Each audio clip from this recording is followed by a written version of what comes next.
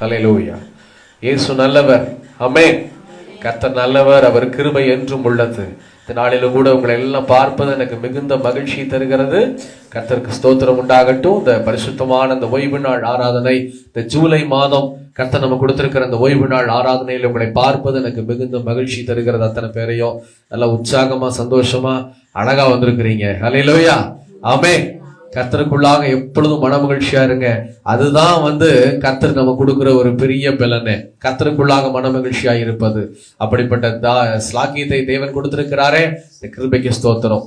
2025 6 மாதங்கள் தாண்டி இன்னைக்கு 7வது மாதத்துக்குள்ள பிரவேசிச்சிருக்கிறோம். இன்னும் 6 மாசம் இருக்கு. அல்லேலூயா. பாதி கடல் தாண்டியாச்சு, இன்னும் பாதி கடல் இருக்குது. இனி வரக்கூடிய 6 மாதங்கள் கர்த்தர் நம்மை அழகா நடத்தணும், ஆசீர்வாதமா நம்மளை நிறுத்தணும், சாட்சியா நிறுத்தணும். 2026ல நம்ம தான் சாட்சியா இருக்கணும். அதுக்காக இதோ இந்த வேளையிலும் கூட தேவன் சத்திய வார்த்தை நம்ம கொடுத்திருக்கிறார். வசனம் இப்படி சொல்லுது, சத்தியத்தையும் அறிவீர்கள், சத்தியம் உங்களை விடுதலையாக்கும் என்று சொல்லி. அப்போ சத்திய வசனம் தான் நம்மளை விடுதலையாக்குமே தவிர வேற எந்த மனுஷனும் உறவோ இல்ல நண்பர்களோ விடுதலையாக்க முடியாது. இந்த சத்திய வசனம் நமக்கு என்ன சொல்லுதுன்னு பார்க்க போறோம். அதுக்கு முன்பாக Facebookல, யூடியூப்ல பார்க்கிற ஒவ்வொரு ஆத்துமாக்களையும் கர்த்தராகிய இயேசு கிறிஸ்துவின் நாமத்தினாலும் ரத்தத்தினாலும் உங்களை அன்போடு கூட செஞ்சேரி ஜெப வீட்டின் சார்பாக அழைக்கிறோம். கர்த்தர் உங்களை ஆசீர்வதிப்பாராக. சரி, தேவனுடைய வார்த்தைக்குள்ள கடந்து போகலாம். எடுத்தவங்க வாசிக்கலாம். ஏசாயாவின் புஸ்தகம் 43ஆம் அதிகாரம் முதல் வசனம். ஏசாயா 43ஆம் அதிகாரம், அதுல முதல் வசனத்தை நாம் வாசிக்க கேட்கலாம்.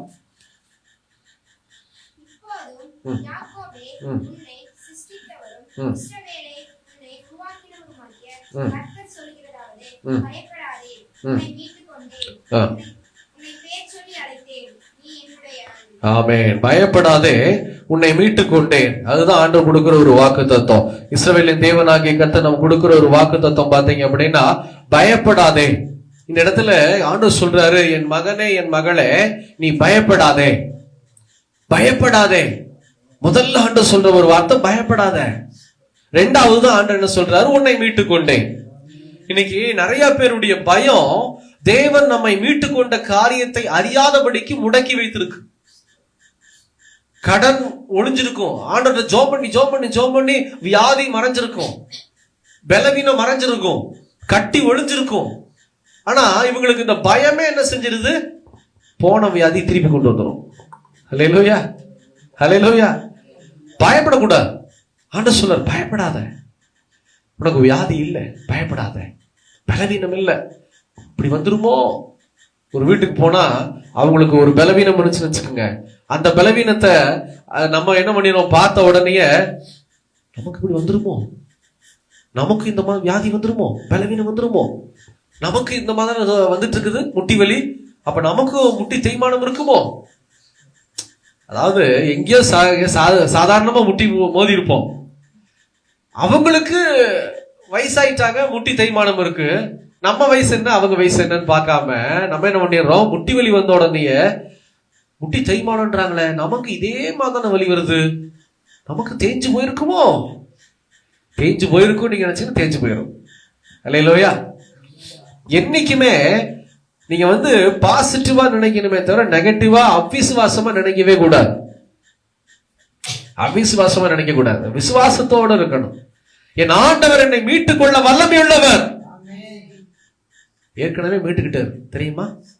அவருடைய சிலுவை மரணத்துல இயேசு தம்முடைய சிலுவையில ரத்தம் சிந்தி உங்களை என்னையும் வியாதியிலிருந்து மீட்டுக் கொண்டு இருக்கிறார், பலவீனத்திலிருந்து மீட்டுக் கொண்டார். அவர் நம்முடைய பலவீனங்களை சிலுவையில சுமந்தார் என்று வேதம் சொல்லுகிறது. அவர் நம்முடைய வியாதியை சிலுவையில சுமந்தார் என்று வேதம் சொல்லுகிறது. அப்படி இருக்கும்போது இயேசு ஏற்கனவே 2025 ஆண்டுகள் முன்னாடியே சிலுவையில நம்மை மீட்டுக் கொண்டார். அதுதான் ஆண்டவர் சொல்றாரு, நான் உன்னை மீட்டுக் கொண்டேன். ஆதாரபூர்வமா சொல்றாரு. அப்ப எப்படிங்க இந்த பலவீனம் வந்துச்சு அப்படின்னா, நம்முடைய ஒரு அசால்ட்னஸ், கர்த்தர் நமக்கு கொடுத்த நல்ல காரியங்களை உட்கொள்ளாம செய்யாம இருக்கும் போது உள்ள வரும். ரெண்டாவது பயத்திலே வந்துடும். இந்த கொரோனா டைம் தான் அதுக்கு பெரிய ஒரு எடுத்துக்காட்டு. எல்லாரையும் சொல்றோம், நம்ம எப்படி இருப்போம்னு தெரியல. ஆனா இந்த கொரோனா வந்த டைம், கொரோனா பாதித்து இறந்தவர்களை விட ஏறக்குறைய சமமா வந்துட்டாங்க பயத்திலே இறந்து போனவங்க. பார்த்திருக்கீங்களா? பயத்திலேயே ஆண்டவர் தான் சொல்றாரு, நீ பயப்படாத, பயப்படாதே, உன்னை மீட்டு கொண்டேன். ஹல்லேலூயா. இந்த வேத புஸ்தகத்துல நிறைய பரிசுத்தவான்களை கர்த்தராகிய தேவன் மீட்டு கொண்டிருக்கிறார். ஏகப்பட்ட பரிசுத்தவான்களை ஆண்டவர் மீட்டு கொண்டிருக்கிறார். இன்னைக்கு கர்த்தருக்கு சித்தமான 2 பரிசுத்தவானை நாம் தியானித்து ஜெபிக்க போகிறோம். யாரை ஆண்டவர் மீட்டு கொண்டார், எந்த நிலைமையில அவர் மீட்டு கொண்டார், எப்படிப்பட்ட சூழ்நிலையில அவங்களை மீட்டு கொண்டார், அதை நம்ம தெரிஞ்சுக்கிட்டோம்னா நம்மளும் அவங்கள போல வாழலாம். அதுக்காக இன்னைக்கு நம்ம சாட்சியோட பார்க்க போகிறோம். எடுத்தவங்க வாசிக்கலாம். தானியேலின் புஸ்தகம் 3ஆம் அதிகாரம் 17ஆம் வசனம். தானியேல் 3:17.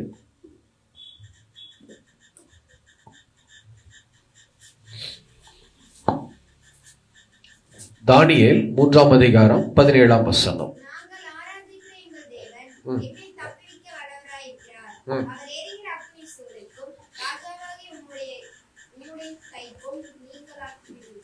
ஆமா, 3 வாலிப பசங்க, தானியேலுடைய நண்பர்களாய் இருக்கிற 3 வாலிபர்கள், சாத்ராக், மேஷாக், ஆபேத்நேகோ. இந்த 3 வாலிப பசங்க ராஜாவுக்கு முன்னாடி நிக்கிறாங்க. ஏன் அப்படின்னா, அந்த ராஜா ஒரு சட்டம் போடுறாரு. அந்த சட்டத்துக்கு நாங்க கீழ்ப்படிய மாட்டோம், எங்கள் ஆண்டவரை மட்டும்தான் வணங்குவோமே தவிர வேற யாரையும் நாங்க வணங்க மாட்டோம்னு சொல்லி எதிர்த்து நிக்கிறாங்க. எதிர்த்து நிற்கும் போது ராஜா கேட்கிறாரு, முன்னாடி நிக்க வச்சு, ஏன் நீ வணங்க மாட்டியா? அப்பதான் இந்த வார்த்தையை சொல்றாங்க, நாங்க வணங்க மாட்டோம்னு சொல்லி. அவங்க என்ன சொல்றாங்க, நல்லா கவனிச்சு பாருங்க. நாங்கள் ஆராதிக்கிற எங்கள் தேவன் எங்களை தப்புவிக்க வல்லவராய் இருக்கிறார். இந்த வரியில் என்ன தெரிஞ்சதுங்க? நான் வாசிச்ச இந்த ஒரே வரியில நீங்க என்ன புரிஞ்சுக்கிறீங்க? காது வேற அடைச்சிருக்கு, ஒரு பக்கமே தான்.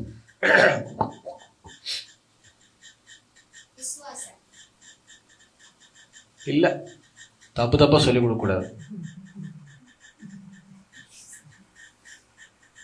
நீங்க என்ன தெரிஞ்சுக்கிறீங்க? இந்த ஒரு வரி, நாங்கள், மறுபடியும் நல்லா வாசிக்கிற கவனிங்க. நாங்கள் ஆராதிக்கிற எங்கள் தேவன் எங்களை தப்புவிக்க வல்லவராய் இருக்கிறார்.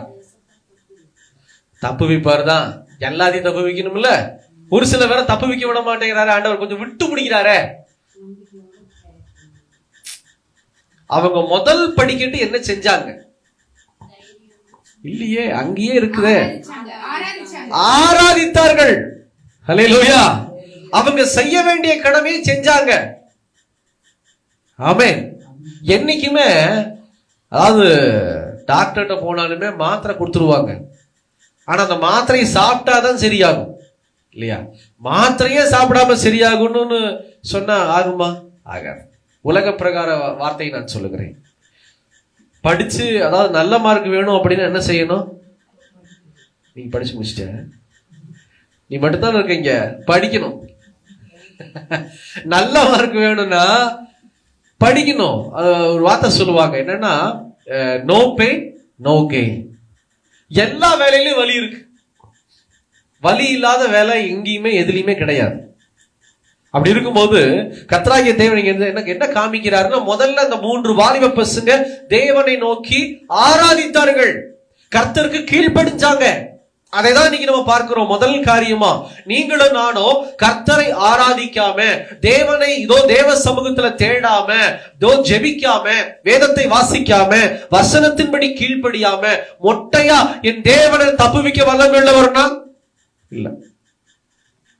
அவர் வல்லமையுள்ளவர் தான், இல்லைன்னு சொல்லல. ஆனா யாருக்கு முதல்ல இறங்கி வருவார்னா, கீழ்ப்படுகிற பிள்ளைகளுக்கு, கர்த்தருக்கு பிடித்த பிள்ளைகளுக்கு உடனே இறங்கி வருவார். அப்ப பாவிகளுக்கு வரமாட்டாரா பிரதர்? பாவிகளுக்கு தான் இந்த உலகத்துக்கு வந்தாரு. ஆமா, பாவிகளுக்கு தான் உலகத்துக்கு வந்தாரு. ஆனா எந்த பாவிகள் அப்படின்னா, கர்த்தரை அறியாத பாவிகளுக்காக என் தேவன் வந்தாரே தவிர, கர்த்தரை அறிந்தும் விலகி தூஷிச்சு ஓடுறவங்களுக்கு ஆண்டவர் வரல. பின்வாங்கி போனவங்க அவங்க, கர்த்தர் அவங்களை பிடிச்சு கொண்டு வர முயற்சி எடுப்பார், ஊழியக்காரர்களை அனுப்பி இருக்கிறார், வார்த்தைகளை கொடுப்பார். ஆனாலும் அவங்க வந்தாதான் ஆசீர்வாதம். நம்ம வயிற்றுக்கு நம்ம சாப்பிட்டாதான் ஆசீர்வாதம். ஹல்லேலூயா. எனக்கு பயங்கர பசி, பயங்கரமான கொடுமையான கொடூர பசி. யாஸ்மின் நீ சாப்பிடு, யாஸ்மின், நிம்சி நீ சாப்பிடு. 2 பேரையும் சாப்பிட விட்டுட்டு நான் உட்கார்ந்தா எனக்கு பசி ஆறிடுமா? நீங்க எல்லாரும் சாப்பிடுங்க பிரியாணி அண்டா நிறையா, எனக்கு பயங்கர பசி. பசி ஆறிடுமா? என் வயிற்றுக்கு நான் கொஞ்சமாவது சாப்பிட்டாதான் பசியா. அண்டா நிறைய சாப்பிடணும் அவசியம் இல்லை, கொஞ்சமாவது. அப்போ நமக்கு தாகம்னா நம்ம தான் தண்ணி குடிக்கணும். அதே மாதிரிதான் நான் இங்க வசனத்துல பார்க்கிறேன். அவங்க ஆராதித்தாங்க, நாம் ஆராதிக்கிறோமா?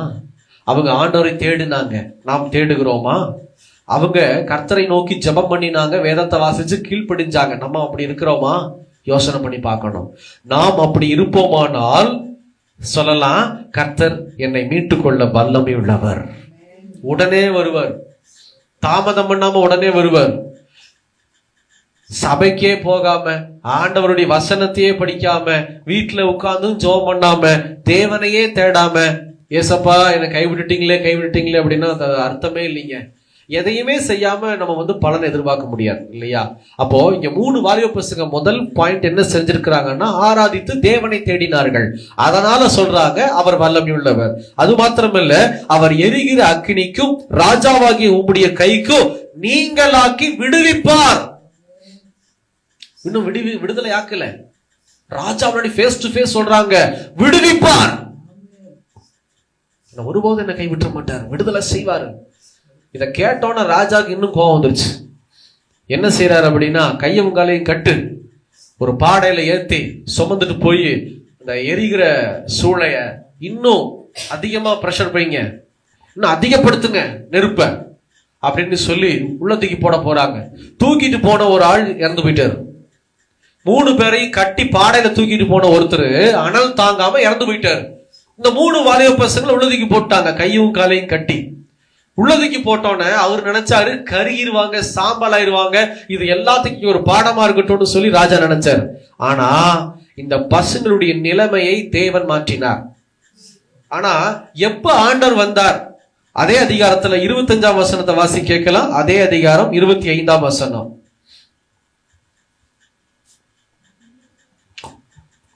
தானியேல் 3:25.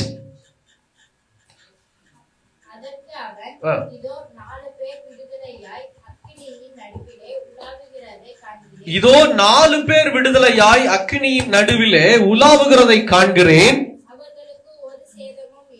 அவர்களுக்கு ஒரு சேதமும் இல்லை.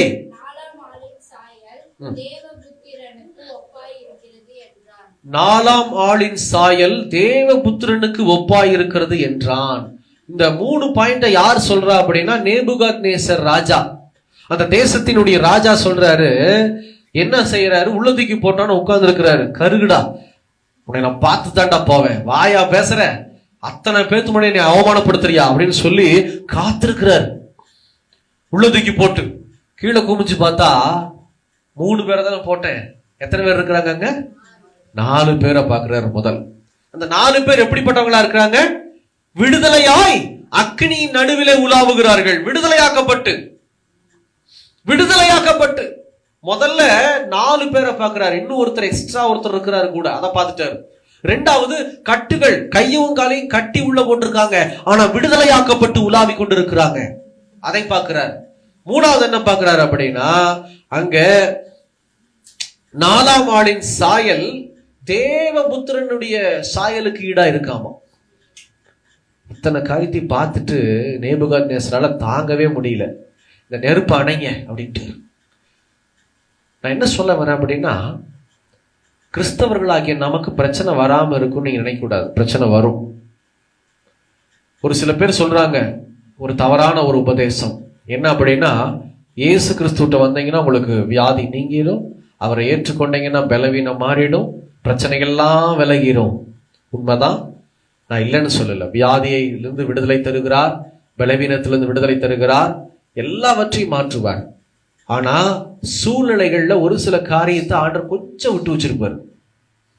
ஏன் சொல்லுங்க பாப்போம், கரெக்டா?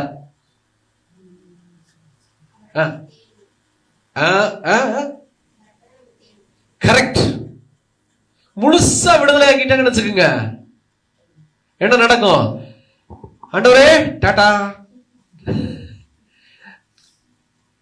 ஆர்டர் வருவார். ஆண்டவரே ஒரு 10 நிமிஷம், ஆண்டவரே சீரியல் பாட்டு வந்துடுறேன், ஒரு 10 நிமிஷம்.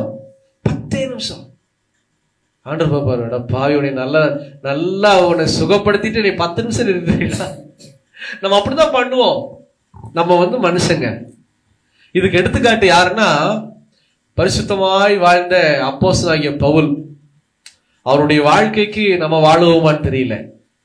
அந்த பவுலுக்கு ஒரு பலவீனம் கொடுக்கப்படுகிறது. ஒரு முள் என்னும் பலவீனம்.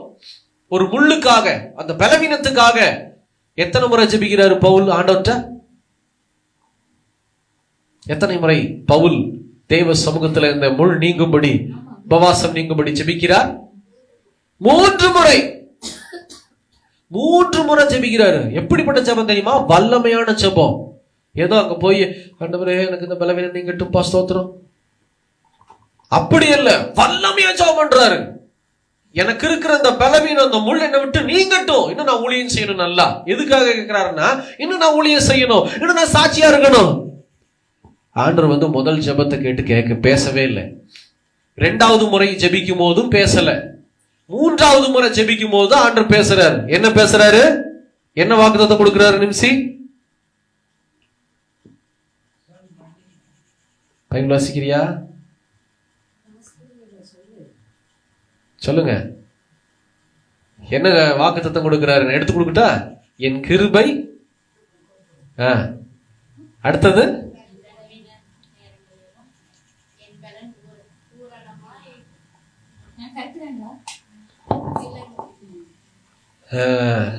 பட்டி டிங்கரிங்கெல்லாம் பார்க்கணும். டிங்கரிங்கெல்லாம் பார்க்காம அடுத்த வீட்டுக்கு அனுப்ப முடியாது. பாருங்க, ஆண்டவர் சொல்றாரு, 3வது ஜெபத்தை கேட்டு 3வது முறை தேவ சமூகத்துல பவுல் விழுந்து கிடந்து ஜெபிக்கும் போது ஆண்டவர் சொல்றாரு, என் கிருபை உனக்கு போதும். சிம்பிளா முடிச்சிட்டாரு. என் கிருபை உனக்கு போதும், உன் பலவீனத்துல என் பலன் பூரணமாய் விளங்கும். என்ன அர்த்தம் அப்பன்னா? சொல்லுங்க பாப்போம். என்ன அர்த்தத்தில் ஆண்டவர் சொல்றாரு பவுலுக்கு? என்ன ரிப்ளை கொடுக்கிறாரு இந்த வசனத்தின் மூலமா?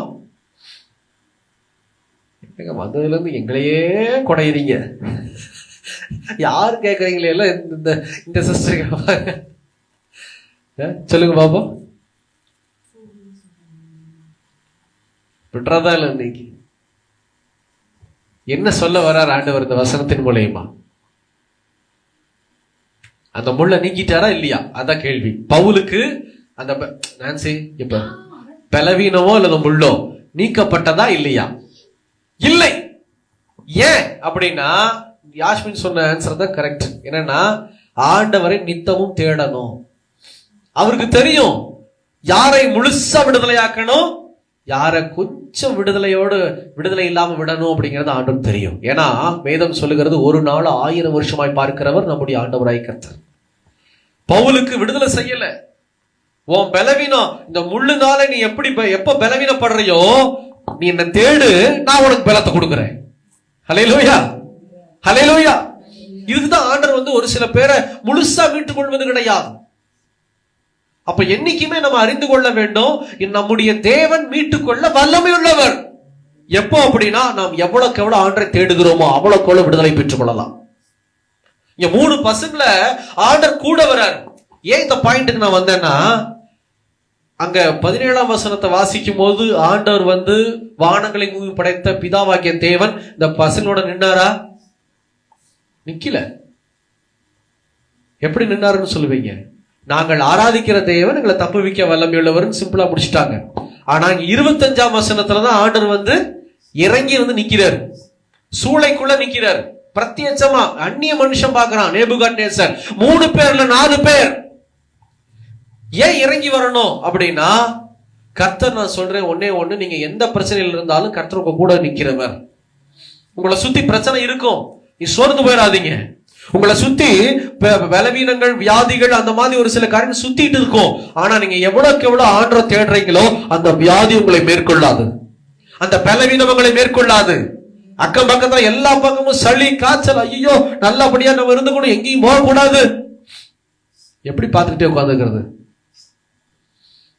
இந்த கொரோனா டைம்ல சொன்ன மாதிரி எங்க வீட்டுல பக்கத்துல ஒருத்தர் சொன்னாரு, சாம் நம்ம அங்கிருந்தே பேசிக்கலாம். ஏன் ஜி அப்படின்னு. எப்படி ஒரு 15 அடி நமக்கு கேப் இருக்கு. இந்த காத்து என்ன பண்ணிடுது, நீங்க பேசும்போதும் நீங்க சுவாசிக்கும் போதும் அந்த காத்து இப்படி கொண்டு போயிருது, அப்படி கொண்டு போயிருது அப்படின்னாரு. அட பாவிகளா, இப்படி பண்ணிட்டீங்களாப்பா. அந்த மாதிரியா? இல்ல, கர்த்தர் நம்ம கூடவே இருக்கிறார். நீங்க உங்க கண்ணீரின் பாதையில நீங்க இருந்தாலும் கர்த்தர் உங்க கூடவே இருப்பார். நீங்க வியாதியின் படுக்கையில இருக்கும் போது கர்த்தர் கூடவே இருப்பார், பார்த்துக்கிட்டே இருப்பார். ஏன் அப்படின்னா ஸ்தோத்திரம் செலுத்துறோமா இல்லையா, அதுக்காக ஆண்டவர் பார்ப்பார். அதுதான் நான் ஆண்டவருக்கு தேவை. அங்க அந்த சமயத்திலேயே ஆராதிக்கணும். இந்த பசங்க பாருங்க, சூளைக்குள்ள தூக்கி போடும் போது ஆராதித்து கொண்டிருந்தாங்க ஆண்டவரை, ஆண்டவரை நம்பி கொண்டு இருந்தாங்க. அதனாலதான் இங்க 3 பேர்ல 4 பேராய் சுற்றி திரியறதுக்கு கர்த்தர் கிருபை தந்தார். அவரும் இறங்கி வந்தார். இங்க பாக்குறாரு, இறங்கி வந்து உலாவுறாரு, விடுதலை செஞ்சுட்டாரு ஆண்டவர். முதல்ல தேவன் உங்க மத்தியில என்னப்பா டோட்டல் டிஸ்டர்பன்ஸா இருக்கு மைக்கு.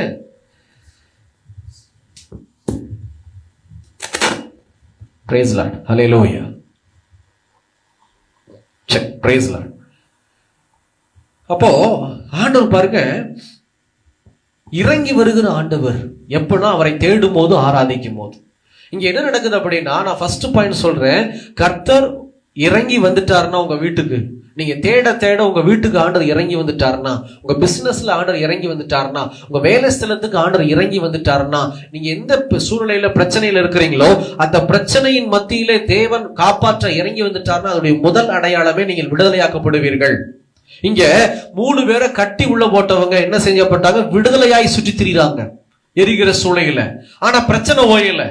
விடுதலையாக்கப்பட்டு பிரச்சனையின் மத்தியிலேயே தேவன் அவர்களோடு சேர்ந்து உலாவினார். அதுக்கப்புறம் தான் பிரச்சனை முடியுது. ராஜா பார்த்துட்டு நெருப்பு அணைங்கன்னு சொல்லி வெளியில வர சொல்லி, அவர் பார்க்கும்போது என்ன சாட்சி வருதுன்னு பாருங்களேன். அந்த வசன வாசி நன்சி 3ஆம் அதிகாரம் 27ஆம் வசனம். தானியேல். தேசாதிபதிகளும் அதிகாரிகளும் தலைவரும் ராஜாவின் மந்திரிகளும் கூடி வந்து அந்த புருஷருடைய சரீரங்களின் மேல் அக்கினி பலன் செய்யாமலும் அவர்களுடைய தலைமயிர் கருகாமலும் அவர்களுடைய சால்வைகள் சேதப்படாமலும் அக்கினியின் மனம் அவர்களிடத்தில் வீசாமலும் இருந்ததை கண்டார்கள். எத்தனை டெஸ்டிங் பாருங்க. வெளியில வந்தோன்னு அவங்க போட்டு ஷால் வந்து சேதமாகல, முடி கருகல, வேற என்ன நடக்கல, அந்த மனம் கூட மோந்து பார்த்தா அந்த கருகி போன வாசனை கூட இல்லை. அப்போ கர்த்தர் எவ்வளவு அழகா மீட்டு கொண்டு இருக்கிறாரு பாத்தீங்களா. பிரச்சனைகளுக்குள்ள ஆண்டவர் வந்து இறங்கி வந்து அந்த பிரச்சனையும் இல்லாதபடிக்கு உங்களை மாத்திடுவார். அதுதான் ஆண்டவருடைய வல்லமை. அத எங்க யாருக்கு செய்வார் அப்படின்னா, தேவனை தேடுகிற பிள்ளைகளுக்கு கர்த்தர் கொடுக்கிற ஒரு கிஃப்ட். இந்த கிஃப்ட் இதுக்கு நம்ம என்ன செய்யணும் அப்படின்னா, நான் சொன்னது போல தேவனை தேடணும். தேவனை தேடுகிற பிள்ளைங்க வாயில வேற ஒரு காரியம் வரக்கூடாது. என்ன வரக்கூடாது அப்படின்னா, யோபுவின் புஸ்தகம் 1 அதிகாரத்துல 22ஆம் வசனத்தை வாசி கேட்கலாம். யோபுவின் புஸ்தகம் 1 அதிகாரம் 22ஆம் வசனம் எடுத்தவங்க வாசிக்கலாம்.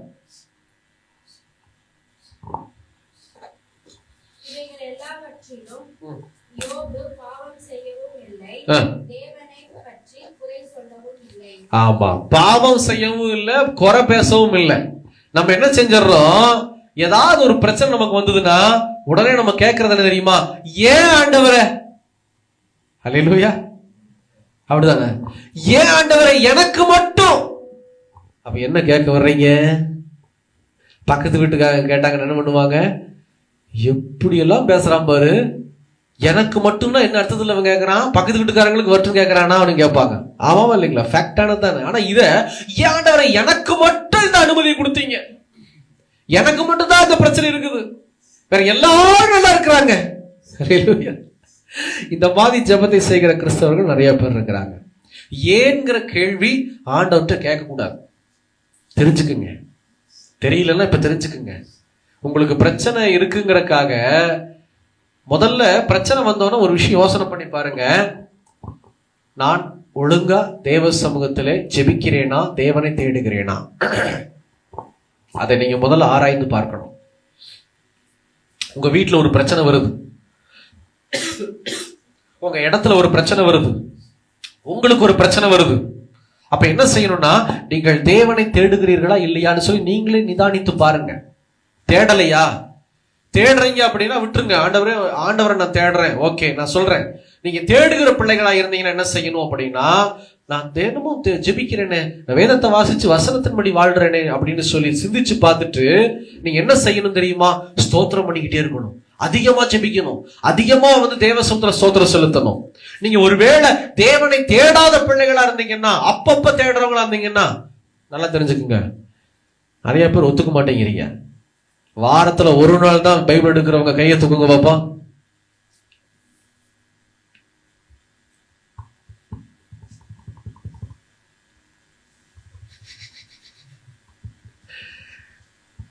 ஞாயிற்றுக்கிழமை மட்டும்தான் நான் பைபிள் தூக்குறேன், பைபிள்ல என் கைப்படுது. அப்படியா? கையை தூக்குனாங்களா யாரோ?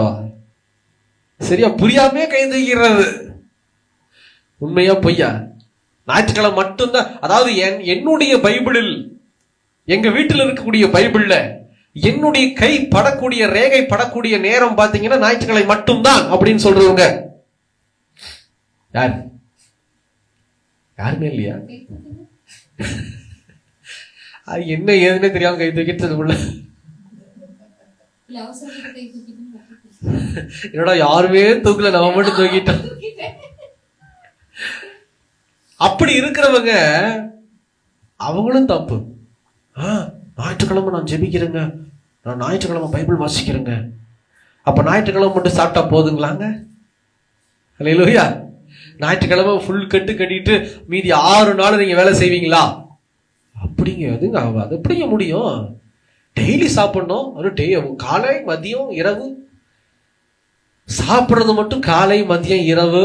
எக்ஸ்ட்ரா ஃபிட்டிங்ல சாயந்தரம் எக்ஸ்ட்ரா ஃபிட்டிங் ஊட்டும் போது வேஸ்ட் ஆயிருங்க. பிள்ளைகளுக்கு ஊட்டும் போது வேஸ்ட் ஆயிரும் அப்படின்ற அன்னத்தை கீழே போடக்கூடாதுன்னு சொல்லி சாப்பிட்ற ஆட்களும் உண்டு. அல்லேலூயா. வேற வழி இல்லையில. அப்ப அதெல்லாம் எங்க போய் சேர்க்கிறது? நாம் தெரிந்து கொள்ள வேண்டிய ஒரு காரியம், தேவனை நாம் தினம் தேட வேண்டும். அப்படி தேடுற பிள்ளைங்க ஸ்தோத்திரம் பண்ண பழகிக்கணும் பிரச்சனை வரும்போது. யோபு இங்க ஏன் ஆசீர்வதிக்கப்பட்டார் இரட்டத்தனையாய் அப்படின்னா, அவர் பாவம் செய்யவும் இல்லை, தேவனை பற்றி குறை பேசவும் இல்லை. வேற என்ன செய்யல? 2ஆம் அதிகாரம் 10ஆம் வசனத்தை வாசி கேட்கலாம். வேற என்ன செஞ்சாரு? 9ஆம் வசனத்தை வாசிப்பா. அப்பொழுது யோபுவின் மனைவி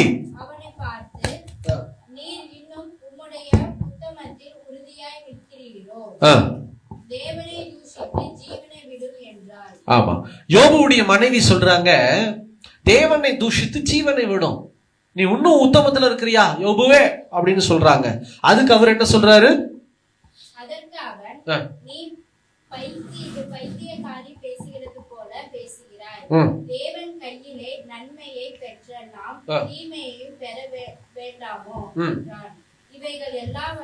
இவைகள் எல்லாவற்றிலும் யோபு தன் உதடுகளினால் பாவம் செய்யவில்லை. வேதம் சொல்லுகிறது உதட்டுனால பாவம் செய்யல. அதை நல்லா கவனிச்சுக்கோங்க, அண்டல் பண்ணி வச்சுக்கோங்க. யோபுவுடைய ஆசீர்வாதம் ஏன் உண்டாச்சு அப்படின்னா, ஏன் ஆண்டவர் யோபுவை மீட்டு கொண்டார் அப்படின்னா, அவன் செய்ய கூடாத ஒரு காரியத்தை செய்தான். என்ன செய்தான் அப்படின்னா, ஏன்னு கேட்கல ஆண்டவர்கிட்ட. 2வது புலம்பல, 3வது குறை பேசல. ஆனா பிசாசுக்கு நம்ம கிட்ட என்ன தெரியுமா வேணும்? குறை பேசணும், புலம்பணும், தூஷிக்கணும் ஆண்டவரை. அதுதான் அவனுக்கு வேணும். எந்த மனுஷன் தேவனை தூஷிக்கிறானோ அவனை ஆண்டவர் விரும்ப மாட்டார். தூஷிக்க கூடாது. தூஷிக்கிறது யாருடைய வேலை தெரியுமா? பிசாசுனுடைய வேலை. அததான் யோபு கிட்ட செய்ய பார்க்கறான் பிசாஸ். எப்படி செய்ய பார்க்கறான்னா, அதாவது யோபுடைய பிள்ளைகள் மேல கை வச்சான். ஆண்டரை தூஷிக்கல யோபு. அடுத்தது நிலங்கள் மேல, வேலைக்காரங்க மேல, யோபுடைய சரீரத்தின் மேல, அப்பவும் தூஷிக்கல. அப்புறம் கை வச்சது யாரு மேலன்னா மனைவி மேல. மனைவி மூலமா பேசுறான். என்ன பேசுறான்? நீ தேவனை தூஷித்து ஜீவனை விடும். அப்ப இதுதான் பிசாசுக்கு தேவை. நம்ம கிட்ட பிசாசுக்கு என்ன தேவைன்னா, நீங்களும் நானும் தேவனை தூஷிக்க வேண்டும். ஒரு பிரச்சனை வந்துருச்சுன்னா நீங்களும் நானும் ஏன் ஆண்டவரே கேள்வி கேட்க வைப்பான். கேள்வி கேட்க கூடாது. ரெண்டாவது புலம்ப வைப்பான். புலம்பல் அப்படின்னு என்ன தெரியுமா? என்னத்தப்போ இதெல்லாம் மாறவே மாறாது, என்ன செஞ்சாலும் பிரயோஜனம் இல்லை, இது புலம்பல். இந்த புலம்பலின் ஆவி நம்ம கிட்ட இருக்க கூடாது. மூணாவது குறை பேசுறது. என்ன குறை பேசுறதுன்னா, தேவன் நமக்கு தந்திருக்கிற கிஃப்டையே குறை பேசுவோம். என்ன கிஃப்ட் ஆண்டவர் நமக்கு கொடுத்திருக்கிறாருங்க? என்ன கொடுத்துக்கிறாரு கிஃப்டா? உங்களுக்கு எந்த கிஃப்ட் கொடுக்கலையா? அதுதான் உண்மை. ஒவ்வொரு நாளும் நம்ம கண்ணை முழிச்சு பாக்குறோம்ல, முழிச்சு கண்ணாடியில நம்மளை பாக்குறோம், அக்கம் பக்கத்துல எல்லாத்தையும் பாக்குறோம் இல்லையா? அப்படி இருக்கும்போது இதுவே ஒரு பெரிய கிஃப்ட். அல்லேலூயா. இதுதான் உண்மையிலேயே மகா பெரிய கிஃப்ட். இந்த கிஃப்ட கொடுத்த ஆண்டவருக்கு நம்ம என்ன கொடுக்கிறோம் தெரியுமா? புலம்பி தீர்க்கிறோம். எப்பவுமே புலம்பவே கூடாது. யோபு தன்னுடைய வாழ்வில் ஏன் கேட்கவில்லை, புலம்பவில்லை? மூணாவது குறை பேசல. கொடுத்ததுல எதையுமே குறை பேசல. அவன் சொல்றான், கர்த்தரிடத்துல நன்மை வாங்கினா தீமை பெறலாகாதா? கர்த்தருக்கு ஸ்தோத்திரம்னு சொல்றான். அந்த ஸ்தோத்திரங்கிற வார்த்தை நம்ம வாயிலிருந்து வரணும். அதுதான் ஆண்டவர் எதிர்பார்க்கிறார்.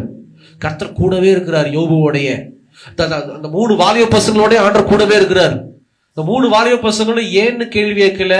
ஆண்டவரே, ஏன் ஆண்டவரே இந்த ராஜா கையில என்ன ஒப்பு கொடுத்தீங்க, நான் தினமும் உன்னை தேடுறேனே கேட்கல, புலம்பல, குறை பேசல. இன்னைக்கு நிறைய கிறிஸ்தவ, நான் சொல்லி முடிக்கிறேன் ஒரே ஒரு காரியம், இன்னைக்கு நிறைய கிறிஸ்தவனுடைய வீழ்ச்சிக்கு காரணம் என்ன தெரியுமா? நீங்க என்னதான் உபவாசம் பண்ணி ஜெபம் பண்ணாலும், நீங்க என்னதான் ஆண்டவரை தேடினாலும், நீங்க என்னதான் ஞாயிற்றுக்கிழமையில தேவ சமூகத்துல சரியா உட்கார்ந்து கடந்து போனாலும், நீங்கள் செய்யக்கூடாத ஒரு காரியம் என்ன அப்படின்னா, உங்க வாழ்க்கையில பிரச்சனை வரும்போது ஏங்கிற கேள்வி கேட்காதீங்க.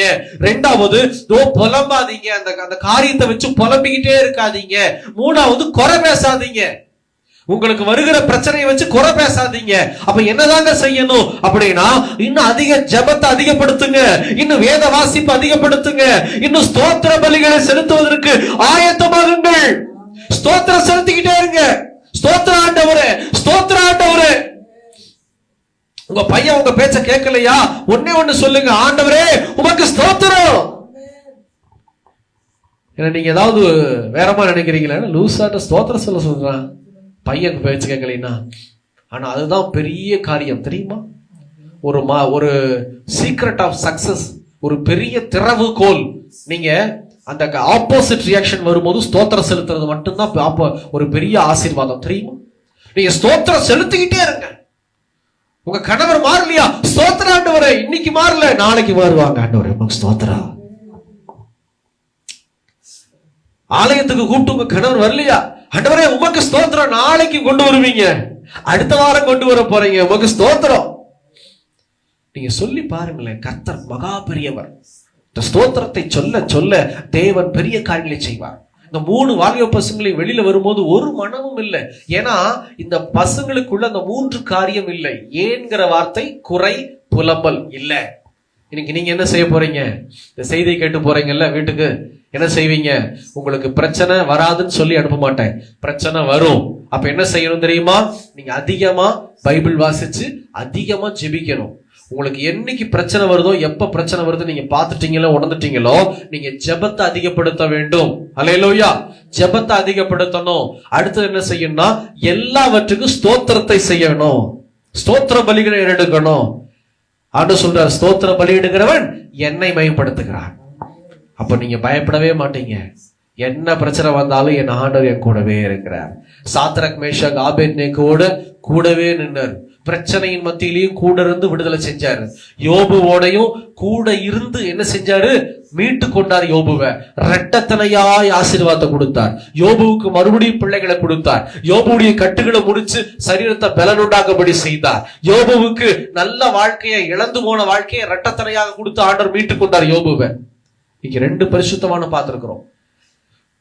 இவங்க 2 பேரும் செஞ்சது ஃபர்ஸ்ட் பாயிண்ட், தேவனை தேடினார்கள். 2வது ஏன்கிற கேள்வி, புலம்பல், குறை பேசவில்லை. கேட்கவில்லை, அந்த மாதிரி குணத்துக்குள்ள போகல. இன்னைக்கு உங்களுக்குள்ள இந்த தேவனை தேடுகிற அனுபவம், இந்த தேவையில்லாத 3 குணங்களையும் நீங்க தூக்கி போட்டீங்கன்னா, இன்னைக்கு நான் சொல்றேன், தேவன் உங்களை ஆசீர்வதித்து உங்களை மீட்டுக் கொள்ள போகிறார். உங்க கடன் பிரச்சனையிலிருந்து மீட்டுக் கொள்ள போகிறார். உங்க வியாதியிலிருந்து மீட்டுக் கொள்ள போகிறார். பலவீனத்திலிருந்து மீட்டுக் கொள்ள போகிறார். எதை குறித்து பயப்படுகிறீர்களோ அந்த பயத்திலிருந்து என் தேவன் இன்னைக்கு மீட்டுக் கொள்ள போகிறார். ஹல்லேலூயா, ஹல்லேலூயா. இதுதான் விசுவாசம்.